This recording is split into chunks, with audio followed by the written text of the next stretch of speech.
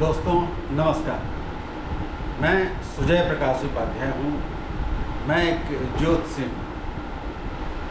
इधर मैं कुछ दिनों से पौड़ी गढ़वाल के विभिन्न क्षेत्रों का भ्रमण कर रहा था और इन्हीं कारणों से मैं आपके सामने उपस्थित नहीं हो पाया।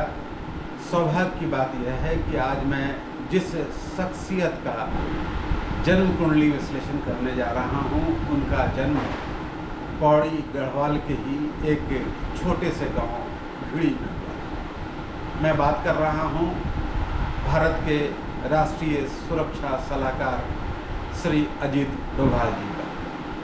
श्री अजीत डोभाल जी का जन्म 20 जनवरी 1945 को सुबह 6:45 बजे पौड़ी गढ़वाल के इलाके में हुआ। इनकी जन्म कुंडली आपको बोर्ड पे दिख रही होगी सामने। इनका लग्न धनु है, इनकी राशि मीन है। इनके लग्न में ही केतु है, मंगल है, बुध है। इनके दूसरे भाव में मकर राशि में सूर्य है। तीसरे भाव में कुंभ राशि का शुक्र है। चौथे भाव में जैसा मैंने बताया मीन राशि का चंद्रमा है और 7वें भाव में मिथुन राशि में राहु और शनि बैठा है। इनके 10वें भाव में बृहस्पति है। तो आइए आज हम इनकी कुंडली का विश्लेषण करते हैं। हम सब कोई जानते हैं कि इन्होंने अपने साहसिक कारनामे से, अपने विलक्षण कारनामे से जो राष्ट्रीय हित में किया गया, जो देश हित में किया गया, वह इतना प्रशंसनीय है कि उसे शब्दों में बयां करना मुश्किल है। ये 1978 बैच के केरल कैडर के IPS अधिकारी हैं और अपने इन्हीं उपलब्धियों के कारण वो सेवानिवृत्ति के बाद भी आज राष्ट्रीय सुरक्षा सलाहकार बने। इनकी कुंडली की शुरुआत हम करते हैं इनके लग्न से। लग्न को गौर से देखिए।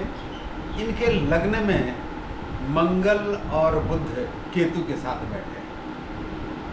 एक गर्ग होरा नामक पुस्तक है जिसमें गर्ग मुनि कहते हैं कि जब मंगल और बुध लग्न में बैठ जाए तो वैसा व्यक्ति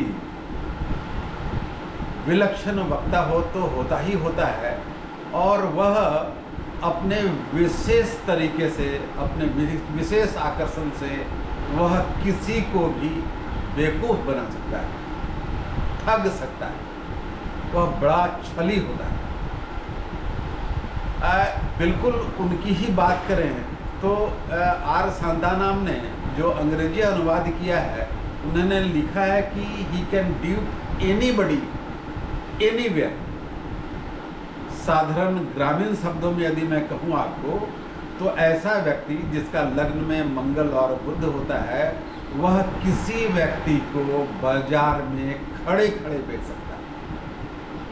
अपनी इसी स्वाभाविक और नैसर्गिक गुण के कारण जिसका प्रयोग इन्होंने राष्ट्र हित में किया, देश हित में किया, देश के स्वाभिमान के लिए किया। एक वाकया याद आ रहा है मुझे। अमृतसर के मंदिर में आतंकवादी छिपे हुए थे। ऑपरेशन ब्लू स्टार संपन्न हो चुका था। उसके बाद की घटना है। संभवतः प्रधानमंत्री स्वर्गीय राजीव गांधी थे। तो राजीव गांधी का यह स्पष्ट निर्देश था कि मंदिर को बगैर क्षति पहुंचाए आतंकियों को मार गिराया जाए। तो इसके लिए यह जानना जरूरी था कि आतंकवादी मंदिर के किस कमरे में हैं, किस जगह पे हैं, किस लोकेशन पे हैं। अब इस व्यक्ति ने क्या किया जरा देखिए। इस व्यक्ति ने वेश बदल करके वो आतंकियों के पास चले गए और केवल चले ही नहीं गए, अपने जिस योग की मैं चर्चा कर रहा हूँ, इस योग के कारण उन्होंने उन आतंकियों का विश्वास जीता।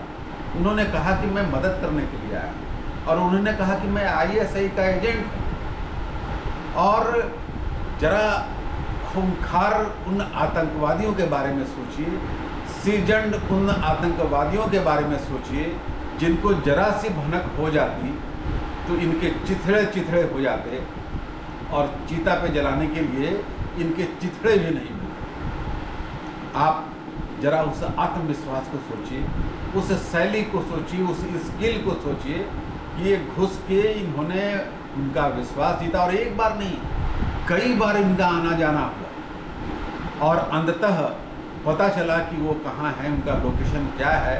तो हमारे सुरक्षा कर्मियों ने उन आतंकवादियों को समाप्त किया, मार गिराया। और ऐसी एक घटना नहीं है, न जाने कितनी घटनाएं हैं ऐसी। पाकिस्तान में आप सब वो जानते हैं, 1 साल तो ये छद्मवेश में रहे, ये रिक्शा भी चलाते रहे, ये मस्जिद भी आते रहे, ये नमाज भी पढ़ते रहे, और क्या मजाल कि किसी को भनक तक लग जाए। तो ये कैसी शैली इनकी रही, वह इस योग के कारण बहुत स्पष्ट रूप से मैच खाती है इनकी जन्मकुंडली से। मंगल और बुध हो तो गर्ग कहते हैं कि ऐसा व्यक्ति किसी को भी किसी भी समय बहुत आसानी से छल सकता है, बेवकूफ़ बना सकता है सामान्य आदमी। तो इसे अपने स्वार्थ के लिए छल कपट का कार्य करता, लेकिन श्री अजीत डोभाल ने इस स्वाभाविक गुण की जो चर्चा मैंने अभी की आपसे, उसका राष्ट्रीय हित में प्रयोग किया, देश के हित में प्रयोग किया। मैं अब इनके कुंडली के कई और योगों की चर्चा करता हूँ। मैंने अभी आपसे चर्चा की कि इन्होंने कई ऐसे साहसिक कारनामे किए हैं, साहसिक कार्य किया है, कुछ वैसी इनकी उपलब्धियां हैं जिनमें इनकी जान जोखिम में थी। वो चाहे पाकिस्तान की बात हो, कंधार की बात हो, अमृतसर के मंदिर की बात हो, न जाने कितनी घटनाएं हैं जहां इन्होंने अपने देश के लिए जान जोखिम में डाला है। अब देखिए, दूसरा भाव और 7वां भाव मारक भाव होता है, और दूसरा भाव का स्वामी मार्केश होता है।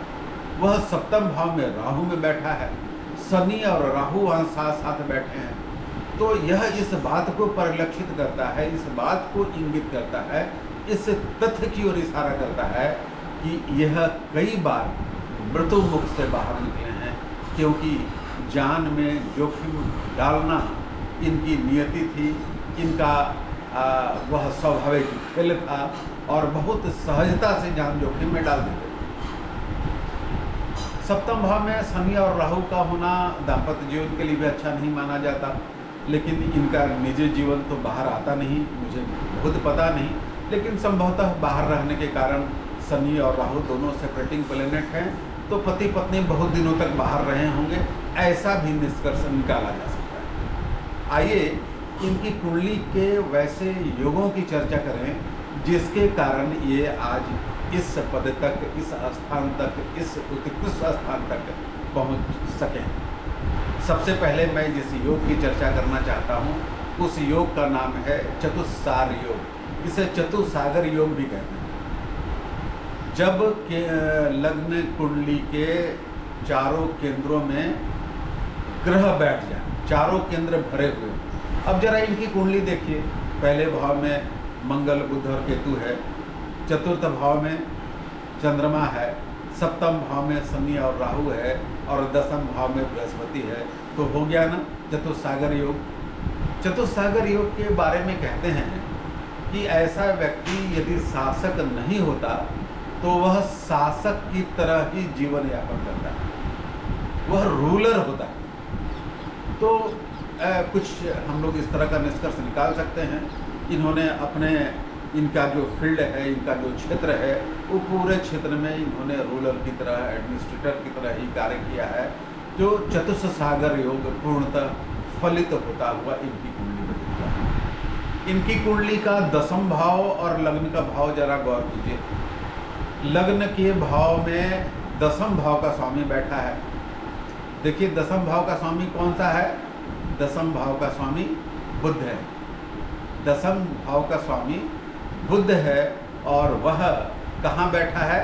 वह लग्न में बैठा है। और लग्न भाव का स्वामी कौन सा है? वह है बृहस्पति। बृहस्पति कहाँ बैठा है? वह बैठा है 10वें भाव में। तो लग्न भाव और दशम भाव का स्थान परिवर्तन है इनके स्वामियों का। लग्नेश दशम में, दशमेश लग्न में, इसे महायोग भी कहते हैं, इसे स्थान परिवर्तन योग भी कहते हैं। और खास करके लग्न और दशम भाव का संबंध हो तो ऐसा आदमी सत्तावान होता है, सभी भौतिक संसाधनों से युक्त होता है और वह व्यक्ति अपने फील्ड में चरमोत्कर्ष तक पहुंचता है। तो इससे बड़ा चरमोत्कर्ष क्या हो सकता है कि सेवानिवृत्ति के इतने दिनों के बाद भी वह भारत जैसे देश के राष्ट्रीय सुरक्षा सलाहकार, और इन्होंने बहुत सारे डायरेक्टर आए भी रहे और बहुत सारे पदों को सुशोभित किया। इनका एक योग पे और जरा देखिए, इनके कुंडली में एक माला नामक योग भी है। जब केंद्र के तीनों केंद्र की चारों केंद्र में, 3 केंद्र में यदि नैसर्गिक शुभ ग्रह बैठ जाएं तो माला नामक योग होता है। भौतिक संसाधनों की दृष्टि से यह भी बड़ा उत्कृष्ट योग होता है और यह योग भी इन्हें इस पदवी तक पहुंचने में इसने बहुत भारी मदद की। एक पर्वत योग भी मिलता जुलता योग है, केंद्र में वैसे नैसर्गिक शुभ ग्रह बैठे हों और 6ठा और 8वां भाव खाली हो। इनका देखिए 6ठा और 8वां भाव खाली है और केंद्र में बुध है, चंद्रमा है, बृहस्पति है, तो शुभ ग्रह हैं और 6ठा और 8वां भाव खाली है। तो पर्वत नामक योग भी इनकी कुंडली में बहुत स्पष्ट तरीके से बनता है। इनकी जो महादशा थी, इनकी महादशा में गौर करेंगे तो ये सूर्य की महादशा, चंद्रमा की महादशा और मंगल की महादशा में इन्होंने ढेर सारे वैसे साहसिक कार्य जिसकी बात मैंने कही उनको संपन्न इन्होंने किया। अभी इनकी कुंडली में बृहस्पति की महादशा चल रही है। बृहस्पति इनका लग्नेश है, वह दशम भाव में बैठा है, तो वह ऐसा फल तो इन्हें दे ही रहा है। लेकिन बृहस्पति में केतु की अंतर्दशा जब आएगी 27-28 में, तो इन्हें भयानक शारीरिक कष्ट होने की संभावना मुझे दिखती है, क्योंकि केतु जो है वह लग्न में है और जब बृहस्पति में चंद्रमा की अंतर्दशा आएगी जो संभवतः है 30-31 में आएगी, तो यह काल भी इनके लिए बहुत अच्छा नहीं होगा। जरा आप गौर फरमाएं, चंद्रमा जो है वह अष्टमेश है, वह अष्टमेश होकर चतुर्थ भाव में बैठा है और बृहस्पति की महादशा चल रही है। तो अष्टमेश जो लग्नेश में जब अष्टमेश की अंतर्दशा आती है तो ये महाप्रयाण का समय हो सकता है इनके लिए। मैं तो चाहूँगा कि ऐसा विलक्षण व्यक्ति, ऐसा देशभक्त व्यक्ति जिसने अपनी जान को अपनी हथेली पर लेके राष्ट्रीय हित में, देश हित के लिए काम किया, तो ऐसे व्यक्ति युग युग तक जिए। इन शब्दों के साथ मैं आज का वीडियो समाप्त करता हूँ। मेरा यह वीडियो आपको कैसा लगा? बहुत दिनों के बाद आपसे रूबरू हो रहा हूँ। मैंने बताया मैं गौड़ी पड़वाल के कई क्षेत्रों के भ्रमण में था, इस कारण से विलम्ब हुआ। अब मैं हरिद्वार लौट आया हूँ और इसी डेस्क से अब मैं निरंतर अनवरत लगातार वीडियो आपको डालूँगा और आपका आशीर्वाद लेने की कोशिश करूँगा। नमस्ते, बहुत बहुत नमस्कार, धन्यवाद।